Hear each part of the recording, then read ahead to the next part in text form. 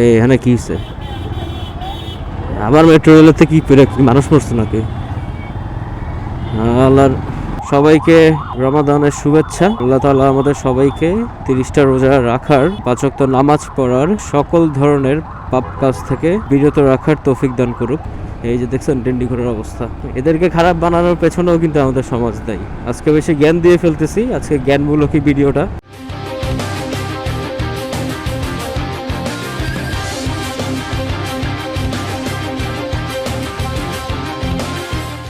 রমাদানুল মুবারক everyone, this is Abrar from Abrar explorer.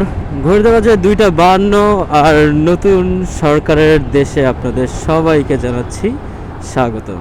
জি, 2 দিন আগেই নির্বাচন হয়ে গেল, জাতীয় নির্বাচন ত্রয়োদশ। তো ওই নির্বাচনে বাংলাদেশ ন্যাশনাল পার্টি বিএনপি ক্ষমতায় এসেছে, সবচেয়ে বেশি সিট পেয়ে সংখ্যাগরিষ্ঠতা নিয়ে। নতুন সরকারের আমলের প্রথম ভিডিও। বুঝলাম না, বাইকটা চালাচ্ছি, গ্যাস শিফটিং এ মনে হচ্ছে ঝামেলা করতেছে। মানে অনেকক্ষণ ধরেই 2 নাম্বার 3 নাম্বার গিয়ারটা মনে হচ্ছে স্মুথ না, মানে নিচ্ছেই না, এরকম একটা অবস্থা। কেন এরকম হচ্ছে বুঝতেছি না। আবার কি ডাক্তার দেখানো লাগবে নাকি? এবার তো দ্বিধায় পড়ে গেলাম। রমজান মাস, নতুন সরকার, সবারই মুসলমান হিসেবে অনেক প্রত্যাশা থাকে। আমরা যারা মুসলমান আছি আমাদের আসলে অনেক প্রত্যাশা থাকে রমজান নিয়ে, তবে ব্যবসায়ীরা সেই প্রত্যাশার মধ্যে পানি ছিটায় দেয় সব সময়। তো নতুন সরকার আসছে, সবার মতো আমারও অনেক আশা আছে এই সরকারের কাছে, প্রত্যাশা অনেক। যেহেতু এতদিন অস্থায়ী একটা সরকার ছিল আর এখন স্থায়ী একটা সমাধান হয়েছে, আশা করছি দেশের অর্থনৈতিক অবস্থা আগের থেকে অনেক ভালো হয়ে যাবে। বহির্বিশ্বে আসলে কি হয়, রমজানকে ঘিরে, বহির্বিশ্বে আসলে রমজানকে ঘিরে যে একটা আমেজ তৈরি হয়, বাংলাদেশে ওই আমেজটা আসলে তৈরি হয় না। এখন বলতে পারেন আমেজটা বলতে আমি কি বুঝাচ্ছি, এনভায়রনমেন্ট কিনা, সব দিক দিয়েই আমি বলতেছি।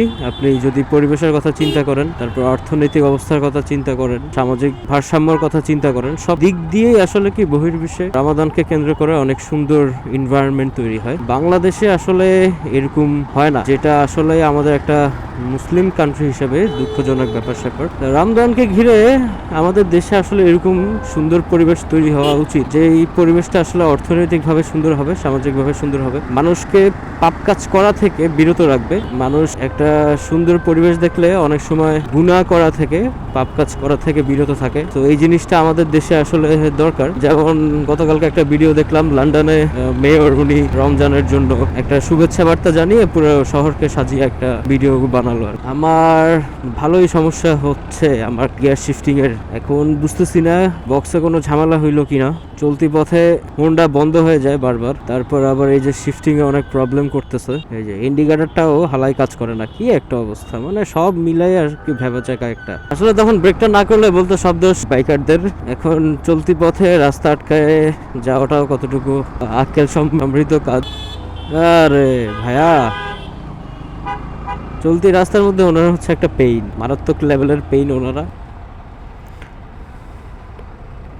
তো রাইট নাও বাংলাদেশে নতুন সরকার, আর সরকারের কাছে আবেদন থাকবে ওনারা যেন দুর্নীতি রোধ করে ফেলে, জায়গায় জায়গায় চাঁদাবাজিগুলো প্রতিরোধ করে। আর বিশেষ করে যেহেতু রমজানের সময় ওনারা দায়িত্ব পেয়েছেন, আমি মনে করি এটা বাংলাদেশের মানুষকে খুশি করার জন্য একটা মোক্ষম সময়। এই সময়টাতে যদি কাজে লাগাতে পারে তাহলে হয়তোবা দেশের মানুষের যতটুকু ভরসা তারা পেয়েছে এর থেকে বেশি ভরসা পাবে। কারণ রমজানটাকে কাজে লাগানোর জন্য, এই রমজানে যদি সকল নিত্য পণ্যের জিনিসের যেই দাম, যেটা লাগামহীন ভাবে বেড়ে যাবে সিন্ডিকেটের মাধ্যমে, এটাকে যদি প্রতিরোধ করা যায়, আর যদি রামাদানের এনভায়রনমেন্টটা সুন্দর করে ফেলা যায়, বিভিন্ন জায়গায় বিভিন্ন ধরনের নোংরামো হয়, অনেক ব্যাপার স্যাপার আছে যেগুলো হচ্ছে আমি এখন প্রকাশ্যে বলতে পারছি না, কুরুচিপূর্ণ কথা ওইগুলো। তো সেগুলো যদি মেনটেন করে 5 বছরে শুরুটা করতে পারে তাহলে এই সরকারের জন্য অনেক, আমি মনে করি যে 5 পয়েন্ট পাবে জনগণের দিক থেকে।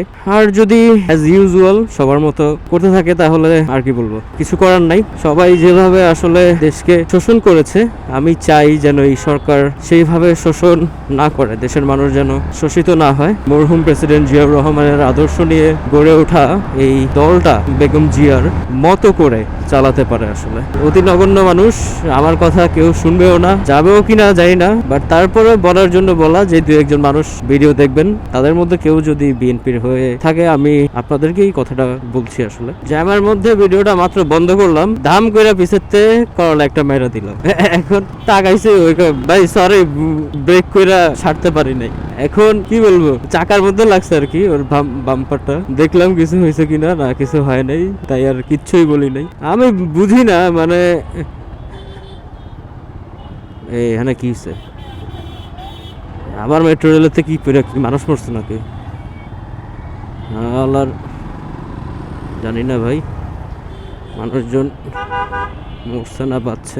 আমি মাঝে মাঝে ভাবি এই অবস্থা কেন, মানে এই যে মানে এই চালকগুলো আসলে ভেজাল। এই ফিল্ডার মিল্ডার যেটি চালায় হালায়, করলা চালাইবো ফিল্ডার চালাইবো, এটি আসলে ভেজাল। মানে 5-6 লাখ টাকা দিয়ে একটা গাড়ি কিনে রাস্তার মধ্যে মনে করেন যে বাইরে যায়, এটা বাইকার থেকেও খারাপ, এরা বাইকারদের থেকেও প্রচুর খারাপ হয়। এরা কিছু কিছু গাড়ির ড্রাইভার এরা এমন ভাবে হর্ন দেয় মনে হচ্ছে ও আমার জন্যই যেতে পারতেছে না। আরে ভাই সামনে রাস্তা তো জ্যাম, আমি যাবো কেমনে? আপনি হর্ন দিলেই হবে? আক্কেল খাটায় কাজ করে না রে ভাই।